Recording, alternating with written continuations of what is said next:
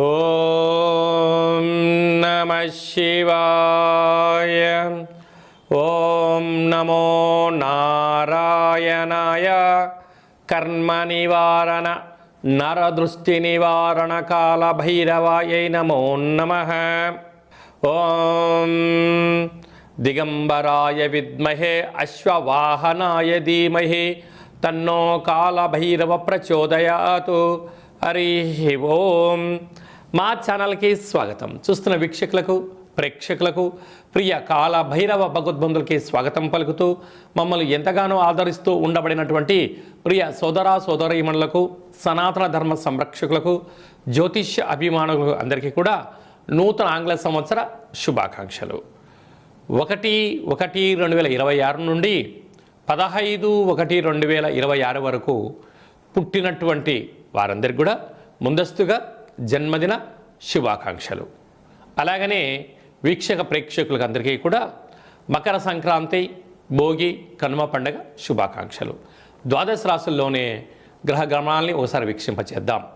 మిథున రాశిలో దేవగురు బృహస్పతి సంచార స్థితి, సింహరాశిలో కేతు సంచార స్థితి, ధనుసు రాశిలో చతుర్గ్రహ సంచార స్థితి, రవి, కుజ, బుధ, శుక్ర సంచార స్థితి, కుంభరాశిలో రాహు సంచార స్థితి, మీనరాశిలో శని సంచార స్థితిలో ద్వాదశ రాశుల్లో గ్రహ గమనాలు ఈ విధంగా ఉన్నాయి. మిథున రాశి వారికి ఆంగ్ల సంవత్సర ప్రారంభకాల సమయంలోనే సప్తమ స్థానంలో చతుర్గ్రహ సంచార స్థితి ఉన్నప్పుడు ఐశ్వర్యానికి, ఆనందానికి యోగదాయకం ఎలా స్వాగతం పలకాలో ఈ వీడియోలో సవివరంగా సంపూర్ణంగా తెలుసుకుందాం.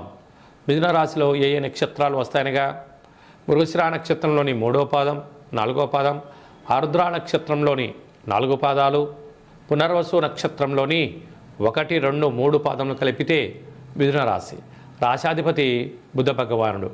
రాశిలోనే దేవగురు బృహస్పతి సంచార స్థితి ఉండడం వలన ఆధ్యాత్మిక చింతన, సత్ప్రవర్తన, దేవతారాధన వలన సకలమైన కార్యక్రమాలలో ఎన్ని ఆటంకాలు ఉండినను సంపూర్ణమైన విజయాన్ని మీరు పొందబోతున్నారని చెప్పి గమనించాలి. తృతీయంలో కేతు సంచార స్థితి ఉండడం వలన వీలైనంతవరకు భూత భవిష్యత్ వర్తమానాన్ని అంచనా వేసుకొని తల్లిదండ్రుల ఎక్కువ సేవ, గురువులతో సత్సంబంధాలు ఉండడం వల్ల ఉన్నత స్థితి ఉంటుంది. సప్తమంలో ఆత్మకారకుడు రవి, రుణరోగ శత్రుకారకుడు కుజుడు, కుజదోషము, అలాగనే బుద్ధికారకుడు బుధుడు, బుధాదిత్య రాజయోగము, అక్కడే శుక్రుడు రవిచేత హస్తగతం అవ్వడం వలన వీలైనంత వరకు దూరావాయు జల ప్రయాణాలలో స్వల్పమైన ఆటంకాలు ఉంటాయి. తస్మాత్ జాగ్రత్త. ప్రేమికులు సయోధ్యగా ఉండాలి.